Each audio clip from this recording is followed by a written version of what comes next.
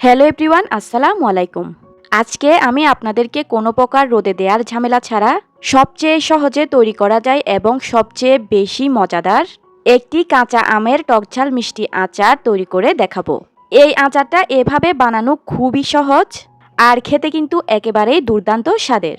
কাঁচা আম ফুরিয়ে যাওয়ার আগেই আপনারা আজই এই আচারটিকে বানিয়ে নিন। আচারটিকে এভাবে একবার বানিয়ে 1 বছর পর্যন্ত সংরক্ষণ করা যাবে। আশা করছি আমার আজকের এই সহজভাবে তৈরি আমের আচারের রেসিপিটা আপনাদের সবার কাছে বেশ ভালো লাগবে। ভালো লাগলে কিন্তু ভিডিওতে অবশ্যই একটা লাইক দিয়ে দিবেন। তবে চলুন এবার তাহলে আর কথা না বাড়িয়ে আচারটা বানানো শুরু করি। আচারটি তৈরি করার জন্য আমি এখানে 1 কেজি পরিমাণ নিয়ে নিয়েছি কাঁচা আম। এবারে আমি এই আমগুলোকে ভালোভাবে খোসা ছাড়িয়ে নিয়ে এরপর আমগুলোকে টুকরো টুকরো করে কেটে নিব। দেখতেই পাচ্ছেন আমি কিন্তু আমগুলোকে ভালোভাবে খোসা ছাড়িয়ে নিয়ে তারপর এরকম টুকরো টুকরো করে কেটে নিয়েছি। আমগুলোকে টুকরো করে কেটে নেওয়ার পর আমের গায়ে লেগে থাকা পানিগুলোকে আমি একটা কাপড়ের সাহায্যে ভালোভাবে মুছে নিয়েছি। খেয়াল রাখতে হবে এ পর্যায়ে আমের গায়ে যেন কোনো প্রকার পানি লেগে না থাকে। আমের গায়ে যদি পানি লেগে থাকে সেক্ষেত্রে কিন্তু আচার দীর্ঘদিন ভালো থাকবে না। তাই যে কোনো আচার বানানোর সময় অবশ্যই এই বিষয়টা খেয়াল রাখতে হবে।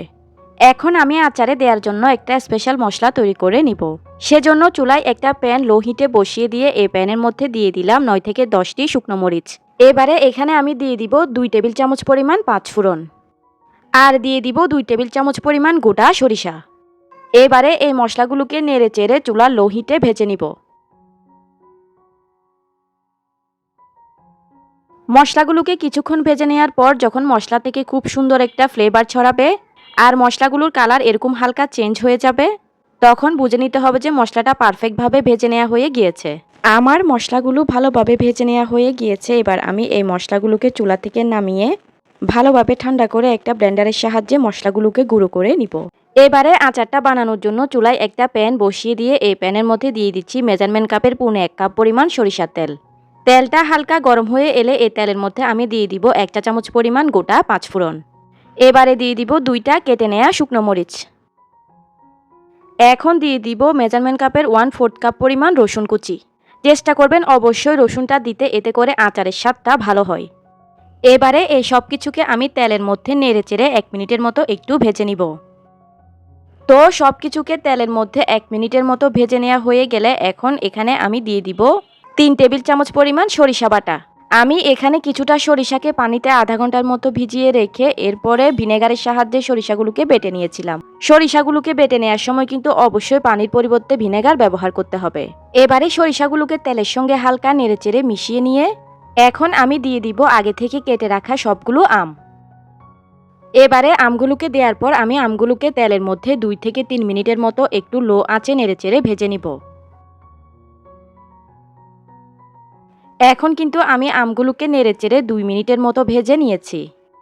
এবারে এখানে আমি দিয়ে দিব 1 চা চামচ পরিমাণ লাল মরিচের গুঁড়া, দিয়ে দিব হাফ চা চামচ পরিমাণ হলুদের গুঁড়া। এতে করে আচারের কালারটা সুন্দর হবে। এখন দিয়ে দিব 1 চা চামচ পরিমাণ লবণ। এবারে সব কিছুকে আবারও একটু নেড়েচেড়ে মিশিয়ে নিব। সব কিছুকে নেড়েচেড়ে মিশিয়ে নেওয়ার পর এখন এখানে আমি দিয়ে দিব 1 কাপ পরিমাণ খেজুরের গুড়। গুড়টা দিলে আচারটা খেতেও বেশি ভালো লাগে, আবার আচারের কালারটাও সুন্দর হয়। আর দিয়ে দিব হাফ কাপ পরিমাণ চিনি। আজকে আমি এই আচারের মধ্যে গুড় আর চিনি দুটো মিলিয়েই ব্যবহার করছি। তবে আপনারা চাইলে শুধু গুড় কিংবা শুধু চিনি দিয়েও আচারটাকে বানিয়ে নিতে পারবেন। এখন সব কিছুকে স্প্যাচুলার সাহায্যে নেড়েচেড়ে মিশিয়ে নিচ্ছি। মেশাতে মেশাতে কিছুক্ষণের মধ্যেই দেখা যাবে যে চিনিটা গলতে শুরু করেছে আর গুড়টাও গলতে শুরু করেছে। যখন সবগুলো চিনি আর গুড় ভালোভাবে গলে যাবে সে পর্যায়ে এখানে আমি দিয়ে দিব 2 টেবিল চামচ পরিমাণ হোয়াইট ভিনেগার। 1 কেজি আমের জন্য 2 টেবিল চামচ পরিমাণ ভিনেগার হলো পারফেক্ট মেজারমেন্ট। এই ভিনেগারটা আপনারা যে কোনো মুদির দোকানে খুবই সহজে পেয়ে যাবেন। এই ভিনেগারটা দেওয়ার কারণেই কিন্তু মূলত আচারটাকে 1 বছর পর্যন্ত সংরক্ষণ করা যাবে। আজকের এই আচারটা তৈরি করতে আমি কোনো প্রকার পানি ব্যবহার করব না। চিনি, গুড় আর ভিনেগারের পানি দিয়েই কিন্তু আচারটা ভালোভাবে সিদ্ধ হয়ে যাবে। আচারটা যখন এরকম ভালোভাবে ফুটে উঠবে, আগে থেকে যে মশলাটা গুঁড়ো করে রেখেছিলাম সেই মশলার থেকে অর্ধেক পরিমাণ মশলা আমি এই পর্যায়ে আচারের মধ্যে দিয়ে দিচ্ছি। আর বাকি অর্ধেক পরিমাণ মশলা আমি আচার হওয়ার একেবারে শেষের দিকে ব্যবহার করব। এবারে মশলাটাকে নেড়েচেড়ে আচারের সঙ্গে একটু মিশিয়ে দিচ্ছি। মশলাটা দেওয়ার পর আমি আচারটাকে চুলার মিডিয়াম হিটে রেখে 10 থেকে 15 মিনিট জাল করে নিব। আর কিছুক্ষণ পরপর আচারটাকে নেড়েচেড়ে দিতে হবে। তা না হলে কিন্তু আচারটা প্যানের তলায় ধরে যেতে পারে। তো আমি ফিরে এলাম 10 থেকে 12 মিনিট পর। এতটুক সময় কিন্তু আমি আচারটাকে মিডিয়াম টু লো হিটে জাল করে নিয়েছি। আর কিছুক্ষণ পরপর একটু নেড়েচেড়ে দিয়েছিলাম।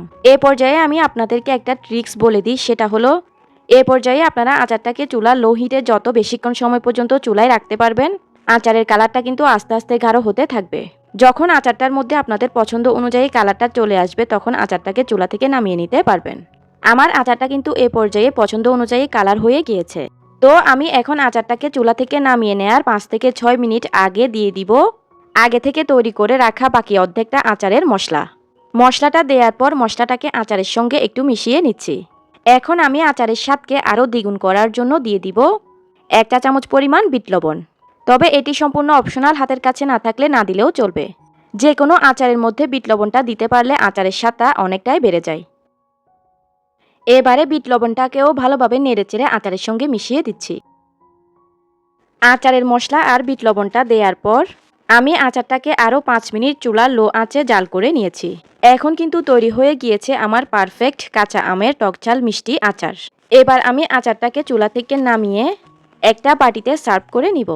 আপনারা দেখে নিশ্চয়ই বুঝতেই পারছেন যে আচারটা দেখেই কতটা লোভনীয় লাগছে। তো এখন কিন্তু আমি আচারটাকে চুলা থেকে নামিয়ে একটা বাটিতে সার্ভ করে নিচ্ছি।